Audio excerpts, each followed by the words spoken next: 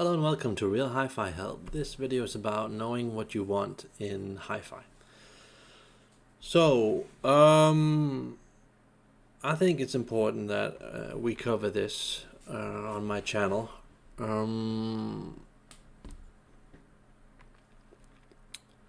know a lot of people in the hi-fi world that were and still are in a state of confusion.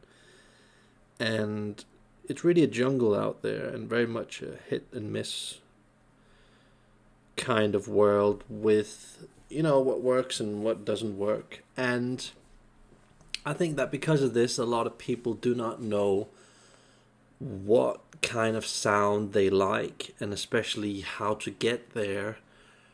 And many are stuck in this how do I get there stage before realizing just what they really like and why they like it. So I've helped perhaps hundreds of people. That's probably a bit of an exaggeration, but privately with this and that gear. And what I encounter a lot is a lack of intention, where people just research, sniff a lot to things, but just don't commit. They research, they sniff, and oh yeah, that's kind of interesting, and then they go on to something else. And then they, on top of that, test things in a bad way, and then they quickly conclude that this is not for them, and then they just repeat the process with some other brands. Just transferring a lot of errors to whatever they like at that moment. And I think that sometimes many of them find what they really want, but then they get discouraged because of a long list of factors that they have to deal with. And these factors are stuff like they don't have time, they don't have money, they can't transport themselves to that place, because either of the global pandemic or they don't have a car or whatever situation. And, the seller doesn't answer. And they probably want like a more exclusive brand that you can't hear in that local community. And, there's always, different degrees of uncertainty because of this and that X factor. So, and it could also be because they're just not sure about how the gear will play in their home. Perhaps they've probably heard the gear that they want, but they're just not sure about how it's going to sound in their room. And, I get this a lot from a lot of the people that I that I meet in SMS. And it's just, they constantly have this consideration of, is it powerful enough to drive this and that gear, and so it's also, I think it's an important thing to take into consideration without a doubt. But also there's the thing of just not being physically subjected to the sound at a high enough level to really judge it properly. So you could listen to a lot of gear and still not know if you really like that gear or not, but these are just some of the typical points that a lot of people consider that prevent them from getting gear. And I think we have to kind of understand that the more considerations you have about something, the less likely you are going to, for example with hi-fi, own that piece of gear. So if you put like a long list of like 50 things that your gear has to check out on, you probably won't own a lot of gear if you have like a long list of things. So it's just I'm not saying it's right or wrong. I'm just saying it's stuff to take into consideration. It's a bit like if you want a job, if you're constantly having to weigh in on, I don't know, 50, 100 different things, like I don't know, whatever. I don't want a team leader that's below my age or smokes or whatever. It's just going to be a bit more difficult getting a job. That's all I'm trying to say. So whether it's right or wrong, you decide that. I'm just saying these are kind of the things that I've noticed that prevent people from knowing what it is that they want, and getting what it is that they want. So just stuff to take into consideration.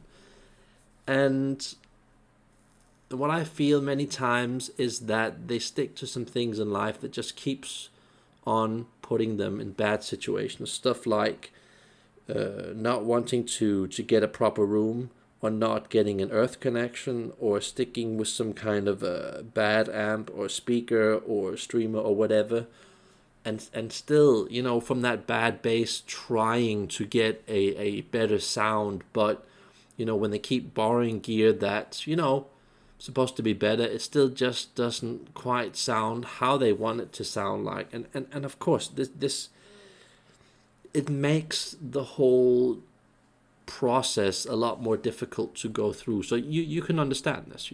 These are relevant things to really think about. So I think that it's important to get that you keep on expanding your inner circle of friends and go beyond what normal people do, and just get some certainty on what's out there. I think it's important getting a lot of certainty. For example, trying that piece of gear, it could be a speaker, and getting to hear that in just not one store, but 2 or 3 stores, on different systems, just to kind of understand it a bit more, what's going on. So, and I think that personally, if I only looked at the local newspapers, or whatever you call it, online, Audiomarkt, DE, whatever, Craigslist, if I only looked at that used hi-fi stuff and went to all the normal hi-fi stores, I would not want to, me personally, I would not want to listen to hi-fi music. I would just seem like everything is just crazy expensive, compared to the amount of money that I've got. So I think you kind of have to bring yourself out of that zone, where in order to really know what's out there, you kind of have to dig into places that people normally don't do. So you probably have to visit other big cities around you, perhaps visit some different countries, different shows.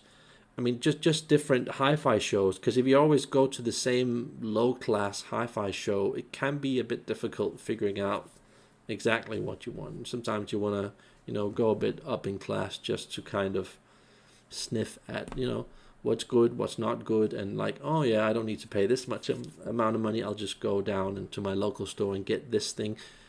You know what it is I'm saying. So, and I think that I just got lucky and met some people on the used market that sold the most insane used stuff that you just never see online.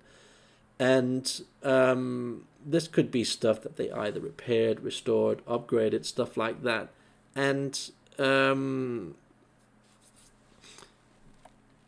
this could, how do I say it? This kind of, when you're exposed to this type of world that I was, you start realizing how good some brands are compared to others, and just how the game really works. It helps you see through things in life and make things more clear. So yeah, you just know what it is that you want.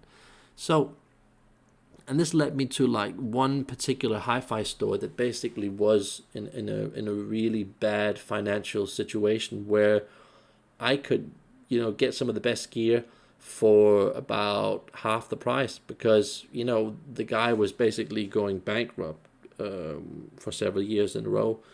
And I used that opportunity to get my Macintosh amp and other gear, and especially plugs and cables. I remember getting a lot of plugs and cables from this guy here, and a lot of people would be like, oh yeah, I'm not sure, and yeah, I haven't really heard anything good about this and that.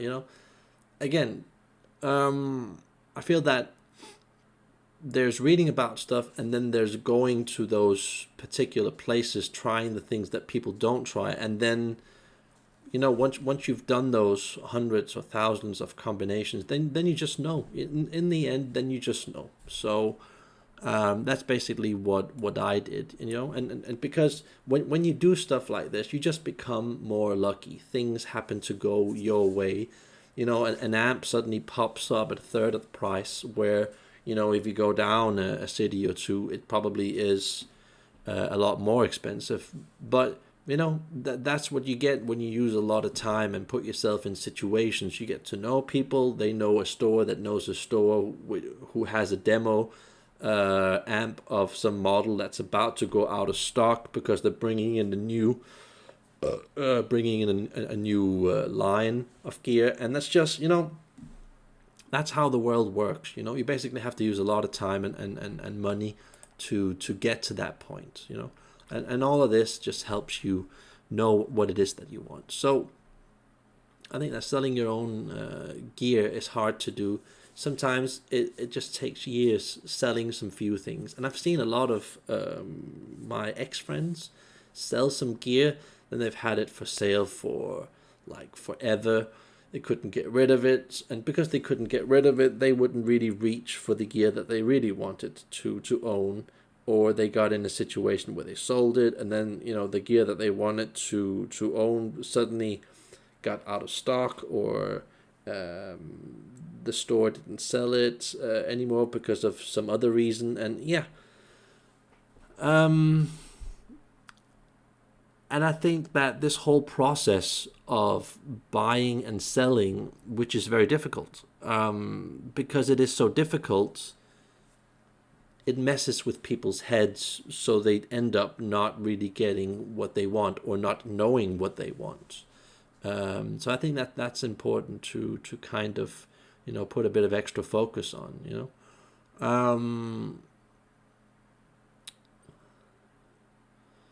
And over the years, that I would have say that I've probably sent like 20,000 SMS messages on my phone, and emailed at least 1,000 times, and that's kind of what it takes when you don't have a lot of money, like me. Don't have a lot of money. I'm shit poor, but then you don't necessarily have to have a lot of money, but you need a lot of intention to get good stuff. You need to travel many kilometers. Like I've written here. I've traveled at least 100,000 kilometers. That's in a very low end, just to get to places and listen to stuff. And that wasn't even stuff that I was considering buying. Just a lot of different stuff. Like, oh, here's the new plug. He got the newest plug here. He got the newest cable. He got the newest turntable. Whatever. Like, go out and just listen to that little one thing. It might take 3 hours of my day, but yeah, I did that. And when you do stuff like this, it's like a business. You just become lucky because you just like an investor that just invests a lot of time, and suddenly a friend that knows a friend who can make a cable, who's got this thing for sale, but he doesn't want to put it up used because he doesn't have time or whatever, and yeah, you just you just get lucky, and you end up getting a lot of good stuff. So I also heard from work that there were some guys that got a good car deal. And the only reason why they got a good car deal is because they know a car dealership where it's kind of in the family, so they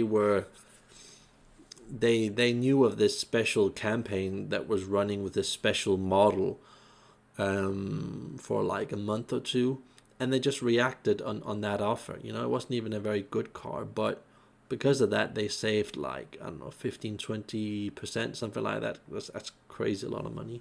But that's just what happens when you know a lot of people. What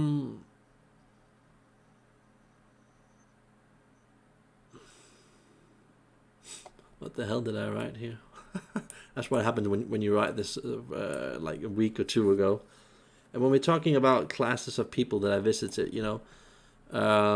these are, people with like with like dementia in a retirement home with a bucket full of piss next to their bed. Yeah, that is true. I did experience this one guy that had that. Um, and then some other guys, they have like a mansion and live like a king. So I just, what I wanted to say with this point was, I know a lot of people on a lot of different, what do you call it, classes? Well, yeah. So I remember in the start, some of the people that I used to hang around with in the hi-fi world, man, they were just losers. But I'm glad I did that, because I got to know a different type of person that, they were not into good hi-fi, but I learned it from the bottom up. And having tried a lot of bottom gear, I then, gradually moved up. And, once in a while you met a fancy guy with a lot of money, where you got to hear his system, his big Avalon system, or Egglestone Works, or Macintosh, or whatever. And just fascinating. Just visiting all these different types of people. So, and I also just want to say that, to this day, I still have hi-fi occupying perhaps something like 60 to 70% of my thoughts when I'm awake and asleep. And I constantly dream about all kinds of impossible hi-fi scenarios, and how I can like find a wedge into some of these holes and make this possible, and when you I think like with anything in life, if you just have a lot of focus on something, and you're just like almost obsessed about it, and I'm definitely one of those guys who's totally obsessed with hi-fi. I think that can really bring you very far into this world, where you don't have to necessarily use a crazy amount of money on a lot of stuff. You just have to perhaps take some small chances here and there, burn yourself, learn from those experiences. And when you do this, when you put yourself in abnormal situations, stuff happens. And your mind just gets a lot more clear about what it is that you want, and how you can get it, and how you can get that money.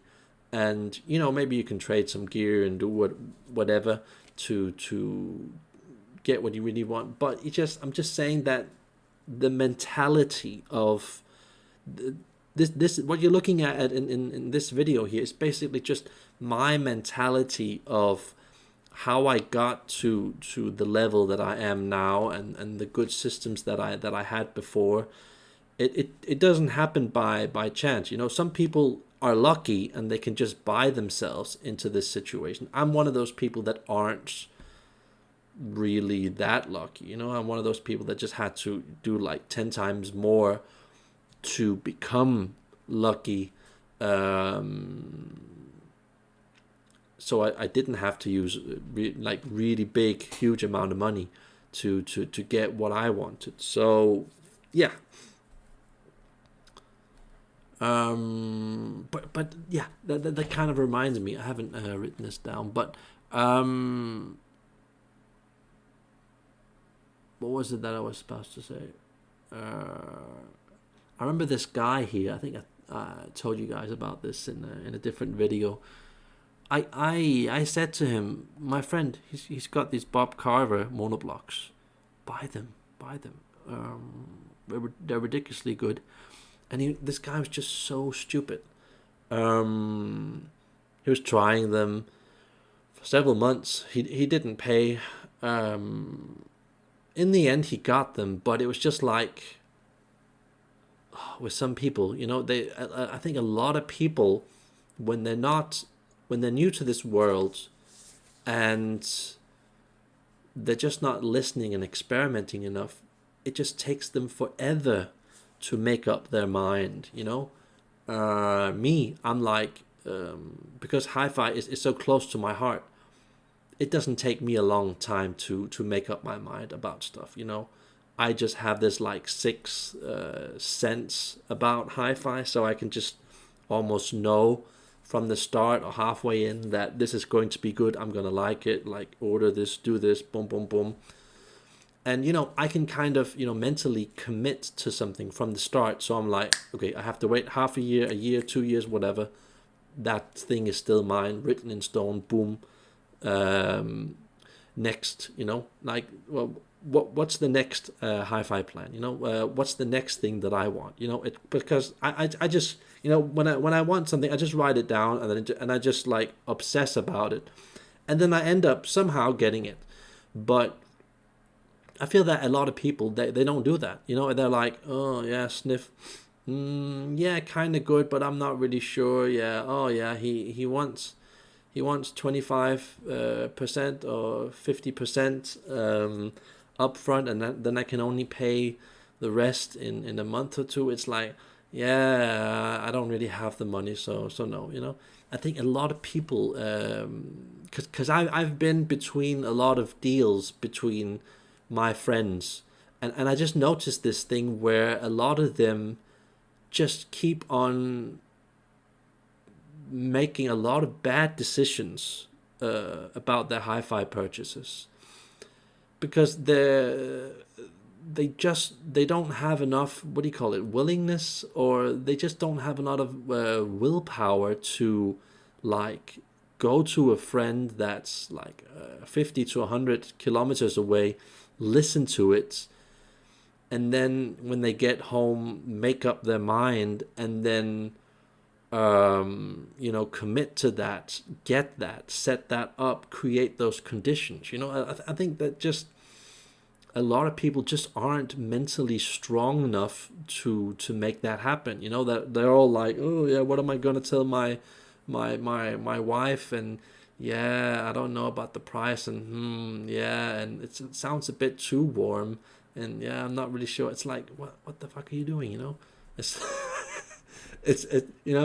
but I think that we're all different. We're all different in this way. But when I just see a lot of people, they can't make up their mind, and they're missing out on ridiculously good deals. Fortunately, my friend did buy these Bob Carver monoblocks, and later on he of course sold them like a year later or two. But as I said to the guy when he did that, it's like that was just like that was not a good decision. I still to this day can't understand how the guy would make a decision like that. You don't just sell Bob Carver 180 monoblocks, especially when you've got a Audionote M3 preamp that's just perfectly made for that thing. It's like, like, come over here, boy, I'm gonna give you a slapping of your lifetime, and you're gonna take it like a man. I just felt like here, I just felt like slapping him. It's just you just don't do that, especially when it's only around, I don't know, $3,000-4,000 that he gave for it. It's just like, stupid people sometimes. But people are different. Sometimes they just, I think some people just wanna buy themselves to a sound, and then they don't wanna really, work with it and see the full potential. They just wanna go like, yeah, that's interesting, I wanna try something different, and then they let go of that. And of course, he didn't get a lot of money for that. Then he got some other equipment, which wasn't nearly as good. I think it was some Sugden equipment, which is okay. Again, I'm just thinking, did you just trade your Bob Carver in for,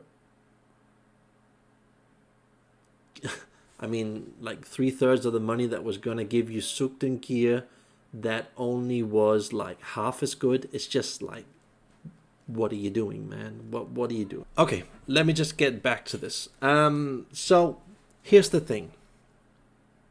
My friend was living in the city, and he had problems getting back and forward with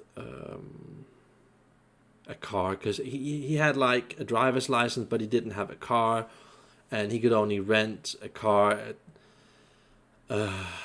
certain dates, and it just wouldn't really, fit with his job and family situation. And he lived up on the I think like the 7th, 8th floor or something like that. So you can understand where he's coming from. You can understand the indecision and stuff like that. But I'm not really making this video to badmouth him. I'm just saying, just giving you guys some insight into the problems that people have that make them make some really bad decisions. And because they make some bad decisions, they make some bad purchases and put themselves into situations where then you just don't know what's real, what's not real, and what you want and what you don't want. And that's kind of what I'm saying here, So yeah.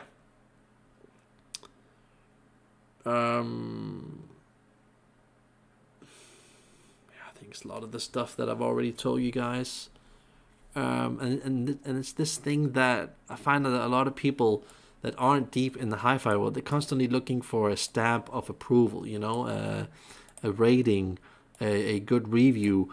You have to have a receipt with it, or the buyer is hiding something, or something can't be modified and it's still sounding good. Or I think I'm just kind of putting this out there to give you a mental glimpse of the stuff that people think about, that's stopping them from purchasing things. That I just, many times I was just between friends saying to one friend, this guy that I know, he has this good gear, and I was saying out of my heart, I wasn't earning anything on the deal, and I was saying, this is much better than you want to pay for. It's cheaper, it's better, get it from this guy. And they always had these considerations as like, oh yeah, but I have to wait so long, and oh, there's no receipt, and whatever, and that's kind of the whole moral of the story, is that, do you want to do the job? Do you want to, how much do you really want it? How much do you really want it? Because a lot of people don't want things enough to do what has to be done to get what they really want. That they kind of just want it, they want someone to kind of put it in their car with a receipt in a box, and they got it, half price off, and then, a waiter is going to go up with it, up to 8th floor and put it up and set it up. And if it doesn't work, then they're going to, figure out what's there to do. I mean, that's part of the whole hi-fi journey, that you have these problems and you overcome all the small obstacles, and you have to deal with loans and stuff like that. I think that's just kind of my point with all of this, that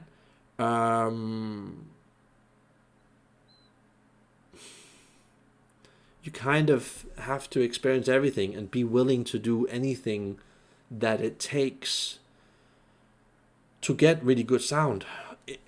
That's kind of the moral of the story. If you don't want to put yourself in a situation where you're moving a heavy speaker into a car up the stairs with a friend, and you don't want to do this, don't want to do that, you're going to make some bad decisions. And because of that, you're going to end up having to pay a lot of money for getting other people to do that. And if you're just waiting for safe purchases, it's going to take a long time finding those, and it's going to take a long time for that to drop in price. And then when it's finally dropped in price, you might not even like it anyway. So yeah, that's kind of my message with this whole video. Just kind of giving you guys the insight of why a lot of people don't really know what it is that they want in hi-fi. And now you've at least seen it from my perspective, my mentality of how I am able to get stuff. You know, I basically have a lot of willpower, a lot of determination, and when I really want something, I end up somehow getting it. And that's just the thing. I think a lot of people just don't want something hard enough, and that's why they don't end up getting it, you know, and all the other, you know, billion reasons that I mentioned in this video. So I hope that helps you guys. Like and subscribe if you can. Bye.